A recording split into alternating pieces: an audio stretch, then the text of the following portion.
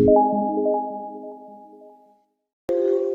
Everyone, welcome to Vidya trans. अभी तक के कुछ लेक्चर्स में हमने बक कन्वर्टर को डिटेल में डिस्कस किया। उसमें हमने देखा था कि बक कन्वर्टर होता क्या है, उसकी एप्लीकेशंस के बारे में हमने डिस्कस किया। बक कन्वर्टर एंड एप्लीकेशंस और उसकी वेवफॉर्म्स को किस तरीके से ड्रॉ करते हैं ये भी देखा। और उसके अलावा उसका मैथमेटिकल एनालिसिस कैसे करते हैं, मैथमेटिकल एनालिसिस कैसे करते हैं, एनालिसिस। और कुछ इम्पोर्टेंट पॉइंट्स भी देखे कि कौन सी वेवफॉर्म इम्पोर्टेंट होती है कि बक कन्वर्टर की प्रॉब्लम को सॉल्व करने के लिए हेल्पफुल रहे। जैसे कि इंडक्टर करंट की वेवफॉर्म्स के बारे में डिस्कस किया था, कितनी हेल्पफुल रहती है कि बाकी वैल्यूज को कैलकुलेट करने के लिए। और उसके अलावा कुछ कॉन्सेप्ट भी डिस्कस किए थे, जैसे वोल्ट सेकंड बैलेंस। इंडक्टर के लिए वोल्ट सेकंड बैलेंस क्या होता है, कैपेसिटर के लिए एम्पीयर सेकंड बैलेंस क्या होता है। हेलो एवरीवन, 19 दिसंबर 11 AM पर आपका अन अकेडमी की तरफ से टेस्ट है जिसमें आप अपने आप को रजिस्टर्ड कर सकते हैं। टेस्ट में इनरोल करने का बेनिफिट आपको क्या होगा कि आपको ऑल इंडिया रैंक आपकी पता चल जाएगी कि आप कितना अच्छा परफॉर्म कर रहे हैं। ये सारी ब्रांचेस के लिए mechanical, civil, electrical, electronics, CS and IT। उसके साथ साथ कुछ एक्साइटिंग प्राइजेज हैं जो आप यहाँ पर जीत सकते हैं। ये टेस्ट होने के बाद आपको इनके वीडियो सॉल्यूशन भी प्रोवाइड किए जाएंगे।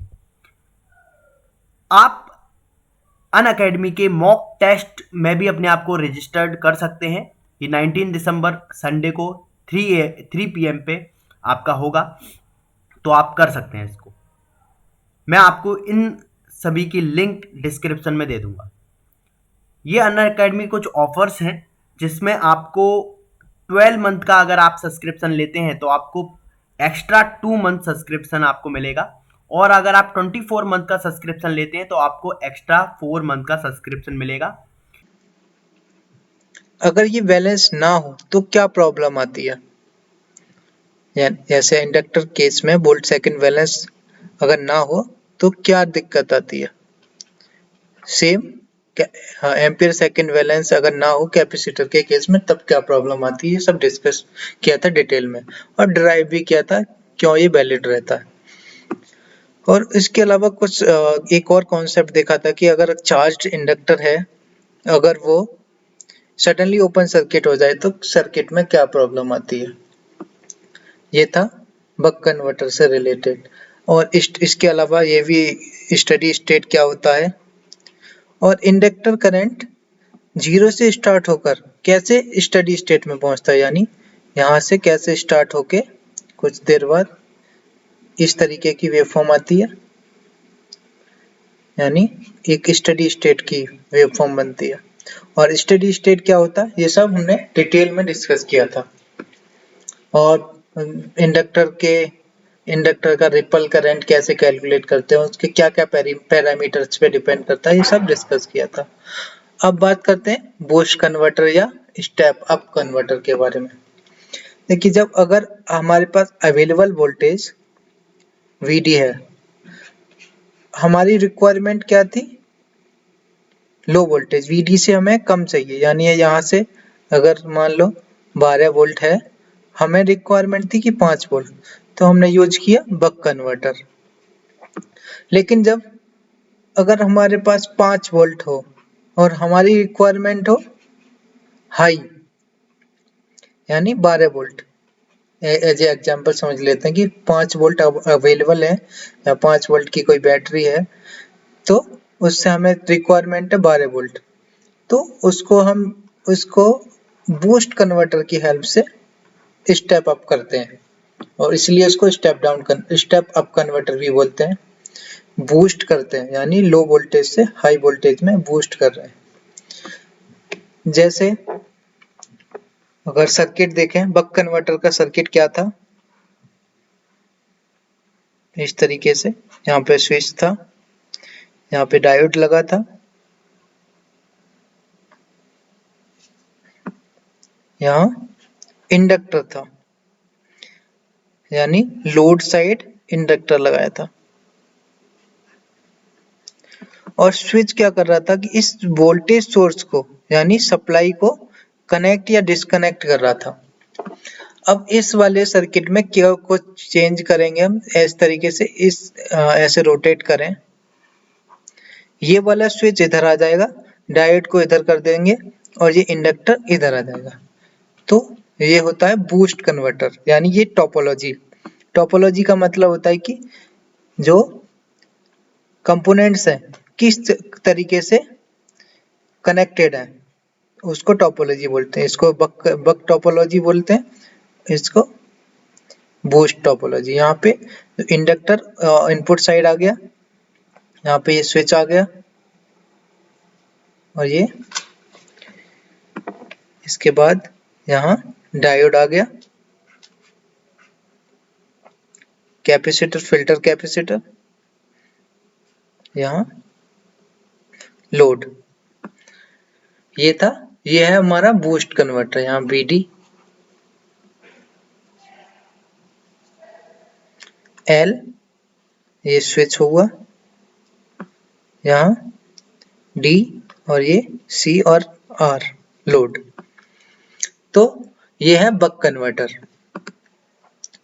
अब देखिए बक का बूस्ट कन्वर्टर की एप्लीकेशंस क्या होती है और एप्लीकेशंस कहाँ यूज करेंगे इसको। अगर कोई इलेक्ट्रॉनिक सर्किट है, उसमें अगर अवेलेबल वोल्टेज कम हो और रिक्वायरमेंट हाई हो, लो वोल्टेज और हाई वोल्टेज, इधर रिक्वायरमेंट हाई वोल्टेज, ये बूस्ट कन्वर्टर करेगा। इसके अलावा बूस्ट कन्वर्टर क्या करेगा, इसको एक कांस्टेंट वोल्टेज में कन्वर्ट करेगा। अगर यहाँ भी मान लो थोड़ा सा वोल्टेज कांस्टेंट नहीं है, तो फिल्टरिंग के बाद एक कांस्टेंट वोल्टेज में कन्वर्ट करेगा। और अगर ये मान लो कि अगर सप्लाई साइड इधर फ्लक्चुएशन हो रहा वोल्टेज में, तब भी ये, जैसे मान लो 5 वोल्ट है, यहाँ पे हमें चाहिए 12 वोल्ट,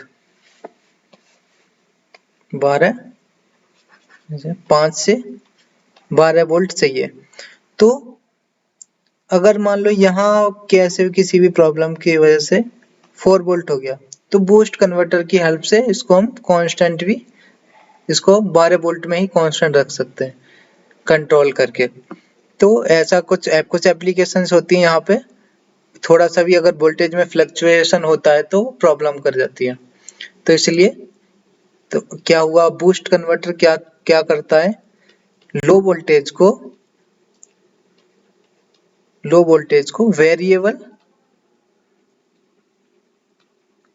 या फिर बोले वेरिएबल हाई वोल्टेज, वेरिएबल या एंड कंट्रोल्ड हाई वोल्टेज में कन्वर्ट कर देगा। अब इसकी कुछ एप्लीकेशंस देखते हैं। जैसा कि मैंने डिस्कस किया, पावर सप्लाईज में जो इलेक्ट्रॉनिक्स कंपोनेंट्स होते हैं, जैसे यहाँ देखें कुछ इलेक्ट्रॉनिक्स कंपोनेंट्स है, उसके लिए उसमें बहुत सारी आईसीज लगी रहती हैं। तो किसी आईसी को कुछ वोल्टेज चाहिए होता है, किसी दूसरे को कोई डिफरेंट वोल्टेज चाहिए होता है। तो ये क्या है, जैसे अगर लो वोल्टेज है, यहाँ पे अगर बैटरी है हमारी कोई, ये 5 वोल्ट दे रही है, अगर कहीं पे 3 वोल्ट की जरूरत है, तो क्या करेंगे, हम बक कन्वर्टर लगा देंगे। अगर वहीं कहीं पे अगर इससे 12 वोल्ट, 5 से ज्यादा चाहिए, 8 वोल्ट चाहिए, 10 वोल्ट चाहिए, या इससे 20 वोल्ट चाहिए, तो बूस्ट कन्वर्टर की हेल्प से उसको कन्वर्ट कर देंगे डिफरेंस आईसीज में। तो जो इलेक्ट्रॉनिक्स प्रोडक्ट होते हैं उसमें बूस्ट कन्वर्टर काफी यूज किया जाता है। Lighting applications, LED as a LED drivers, बहुत सारी एलईडीज होती हैं, उनकी स्ट्रिंग्स होती हैं, एलईडी की स्ट्रिंग्स, तो उसमें भी वोल्टेज को बूस्ट करके, इस छोटी छोटी बैटरी का वोल्टेज है, इस लोअर वोल्टेज को बूस्ट करके हम एलईडी को ड्राइव करते हैं। एक ये हो गया। अब आता है सोलर एप्लीकेशंस में। अगर सोलर पैनल्स है हमारे पास, अगर सोलर पैनल है, डीसी है, सोलर पैनल क्या करता है, जो सोलर एनर्जी को डीसी में कन्वर्ट करता है, डीसी वोल्टेज होता है यहाँ पे। तो क्या करेगा उसके बाद फिर बूस्ट कन्वर्टर की हेल्प से उसको बूस्ट करते हैं। जैसे यहाँ पे अभी देखो 9 वोल्ट है, 9 वोल्ट से 100 वोल्ट में कन्वर्ट कर रहा है ये बूस्ट कन्वर्टर। तो बूस्ट कन्वर्टर की हेल्प से 9 वोल्ट से 100 वोल्ट में बूस्ट कर दिया वोल्टेज को, लो वोल्टेज को हाई वोल्टेज में। उसके बाद ये डीसी में ही कर रहा है, करेगा कांस्टेंट डीसी में।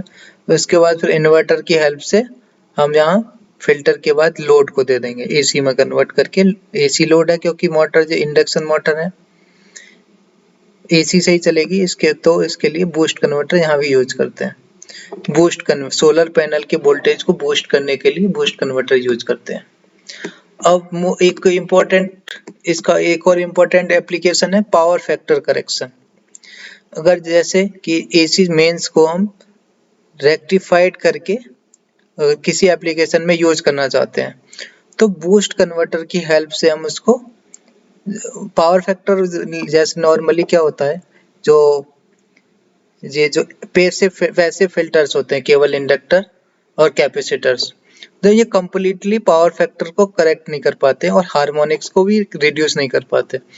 तो फिर इस केस में हम पावर फैक्टर करेक्शन के लिए बूस्ट कन्वर्टर को यूज कर रहे हैं, क्योंकि देखिए यहाँ बूस्ट कन्वर्टर सप्लाई हो गया, ये वोल्टेज इधर सप्लाई हो गया इधर, और इससे सीरीज में सप्लाई के साथ इंडक्टर कनेक्टेड है, यहाँ पे स्विच है, यहाँ डायोड है, ये लोड हो गया।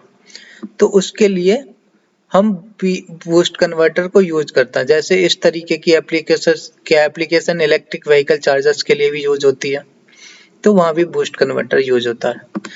उसके बाद बूस्ट कन्वर्टर का एक और एप्लीकेशन है, अनअकैडमी के कुछ नए बैचेस स्टार्ट हुए हैं फॉर गेट 2023 इलेक्ट्रिकल के लिए, जो कि 15 दिसंबर से आपके स्टार्ट हो गए हैं। तो आप इन कोर्सेज को भी ज्वाइन कर सकते हैं। उसके लिए आपको प्लस सब्सक्रिप्शन लेना होगा, और प्लस सब्सक्रिप्शन पे अगर आप 10% ऑफ चाहते हैं तो आप विद्या ट्रांस लाइव कोड का इस्तेमाल करें।